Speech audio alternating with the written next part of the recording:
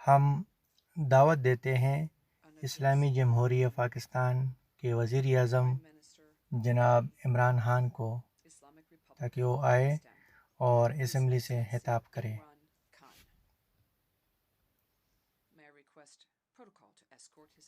ہم خوش آمدید کہتے ہیں، اسٹیج پہ آنے کے لیے دعوت دیتے ہیں تاکہ جنرل اسمبلی سے خطاب کریں۔ بسم اللہ الرحمن الرحیم، ایاک نعبد و ایاک نستعین۔ جناب صدر، معزز سیکرٹری جنرلز اور خواتین و حضرات،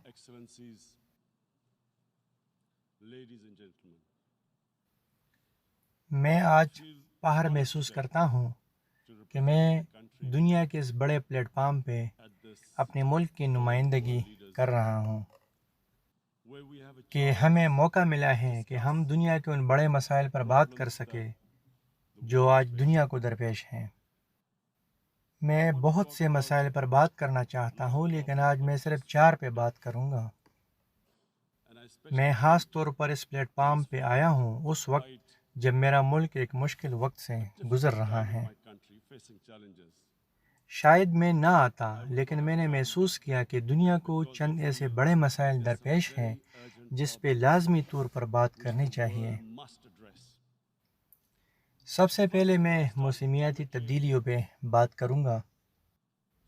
بہت سے عاملین نے موسمیاتی تبدیلیوں پر بات کیا بھی ہے، لیکن جناب صدر، میں محسوس کرتا ہوں کہ اس مسئلے کو سنجیدگی سے نہیں لیا گیا۔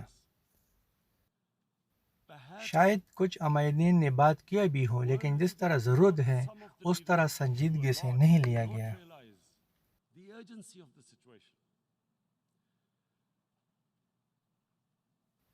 ہمارے پاس بہت سے تجاویز ہیں، لیکن وہ کہتے ہیں کہ تجاویز مالی معاونت کے بغیر فائدہ مند نہیں ہیں۔ پاکستان میں ہم نے اپنے آپ سے شروع کیا ہے۔ پاکستان دنیا کے ان 10 بڑے ممالکوں میں شمار ہیں جو موسمیاتی تبدیلیوں سے سب سے زیادہ متاثر ہیں۔ ہم دریاؤں پر انحصار کرتے ہیں۔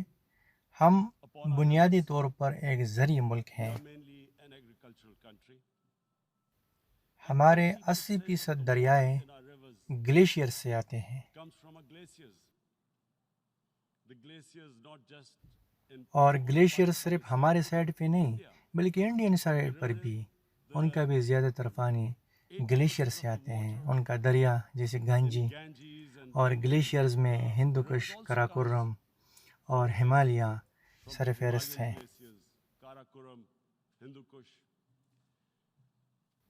اور یہ گلیشیئرز بڑے تیزی کے ساتھ پگھل رہے ہیں۔ ہم نے کچھ ایسے 5000 جھیلوں کا پتہ لگایا ہے جو یہ گلیشیئرز پگھل کر بنے ہیں، اور اگر یہ سلسلہ چلتا رہا اور کچھ بھی نہیں کیا گیا تو ہمیں ڈر ہے کہ انسان کے لیے پانی کی ایک بہت بڑی قلت پیدا ہو جائے گی۔ میرے ملک میں KPK میں جب میری پارٹی برسر اقتدار آئی تو ہم نے 5 سال میں 1 ارب درخت لگائے، اور اب ہمارا ٹارگٹ ہے کہ ہم 10 ارب درخت لگانے کا ترتیب کریں کہ گلوبل وارمنگ کو کم کیا جا سکے۔ لیکن اکیلا ایک ملک کچھ نہیں کر سکتا، بلکہ ساری دنیا کو مل کر کوشش کرنی چاہیے۔ میرے تجاویز حقیقت پر مبنی ہیں کہ ہم انسانوں کو رب نے بہت طاقت دی ہے، ہم بہت کچھ کر سکتے ہیں۔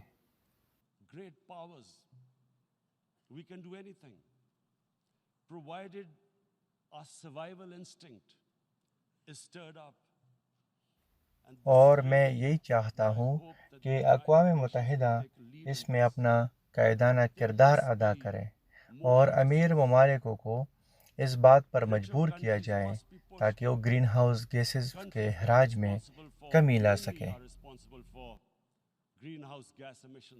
امیر ممالک ان گیسز کے اخراج کے ذمہ دار ہیں۔ ہمارے ممالکوں میں یہ گیس کا اخراج نہ ہونے کے برابر ہے، اور اقوام متحدہ اس میں لازمی طور پر اپنا قائدانہ کردار ادا کرے۔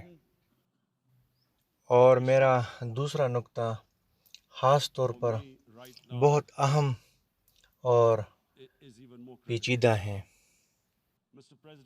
اور جناب صدر، ہر سال اربوں ڈالر غریب ممالکوں سے امیر ممالکوں میں منتقل کیا جاتا ہے۔ اربوں ڈالر غریب ممالکوں کی حکمراں طبقات کی چوری کی نظر ہو جاتی ہیں، اور وہ یہ پیسہ مغرب میں اپنے بینک اکاؤنٹس میں منتقل کرتے ہیں، اور وہ مغرب میں آف شور اکاؤنٹس بناتے ہیں، جائیدادیں خریدتے ہیں، کمپنیاں بناتے ہیں۔ اور جناب صدر، اس سے غریب ممالک تباہ ہو رہے ہیں، وہاں شرح اموات بڑھ رہی ہیں، غربت بڑھ رہی ہیں، اور اسی کی وجہ سے امیر اور غریب کے بیچ میں فرق بڑھ رہا ہے۔ اور یہ پیسہ جو غریب ممالکوں سے امیر ممالکوں میں منتقل کیا جاتا ہے، اس کو اسی طرح جرم نہیں سمجھا جاتا جس طرح منشیات اور ڈرگ سے حاصل کیے گئے پیسے کو جرم سمجھا جاتا ہے۔ اس کو سنجیدگی سے نہیں لیا جا رہا ہے۔ جو پیسہ منشیات اور دہشت گردی سے حاصل کیا جاتا ہے، جس طرح اس کو برا سمجھا جاتا ہے، اسی طرح اس مسئلے کو برا نہیں سمجھا جا رہا۔ اس سے غریب ممالک تباہ ہو رہے ہیں۔ میرے ملک میں جب 1 سال پہلے ہمیں اقتدار ملا، ہمارے ملک میں ہمارے حکومتوں نے جو قرضہ پچھلے 10 سال میں لیا ہے، یہ ان قرضے سے 4 گنا زیادہ ہے جو پچھلے 60 سال میں لیا گیا تھا۔ صرف 10 سال میں یہ 4 گنا بڑھ گیا، جس کا نتیجہ یہ ہوا کہ جو پیسہ ہم 1 سال میں اکٹھا کرتا ہے، اس کا آدھا تو قرضوں میں چلا جاتا ہے۔ تو ہم اپنے 22 کروڑ عوام کے بہبود پہ کس طرح خرچہ کر سکے کہ ہمارا آدھا پیسہ تو قرضوں میں چلا جاتا ہے؟ کیونکہ ہمارے ملک کو ہمارے حکمراں طبقات نے بری طرح لوٹا ہے، اور وہ آسانی سے پیسہ باہر لے گئے۔ اور جناب صدر، جب ہم پتہ لگائے ان پراپرٹیز اور ان جائیدادوں کا جو ہمارے حکمران طبقات نے چوری کے پیسے سے باہر ممالکوں میں بنائے ہیں، تو ہمیں بہت سے مشکلات کا سامنا کرنا پڑتا ہے۔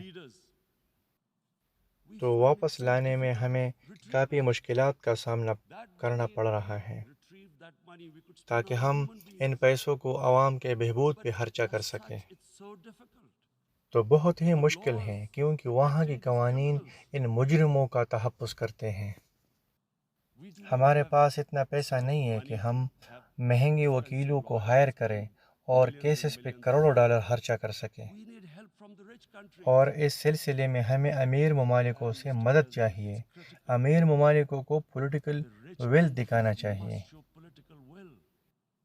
اور مغرب نے ان کو اجازت نہیں دینی چاہیے۔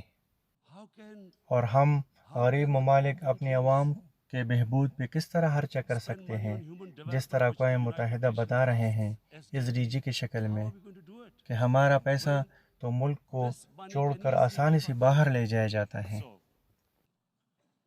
اور امیر ممالکوں کو چاہیے کہ وہ ان چوروں کو جو پیسہ چوری کر کے ان کے ملک میں لاتے ہیں، ان پر پابندیاں لگانی چاہیے۔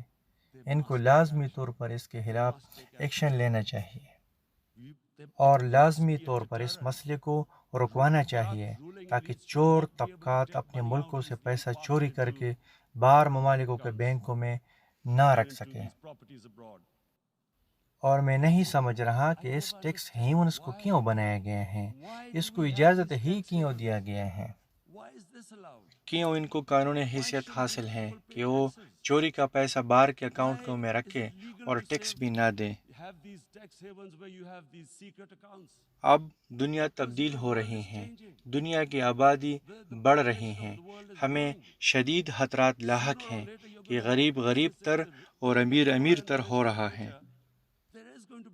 ابھی یا بعد میں ہم ایک شدید خطرے سے دوچار ہو سکتے ہیں۔ تو یہ میرا دوسرا نکتہ تھا، اور مجھے امید ہے کہ اقوام متحدہ اس کے خلاف اپنا قائدانہ کردار ادا کرے گی۔ IMF، ورلڈ بینک اور ایشین بینک لازمی طور پر غریب ممالکوں کے اس مسئلے پہ اپنا قائدانہ کردار ادا کرے۔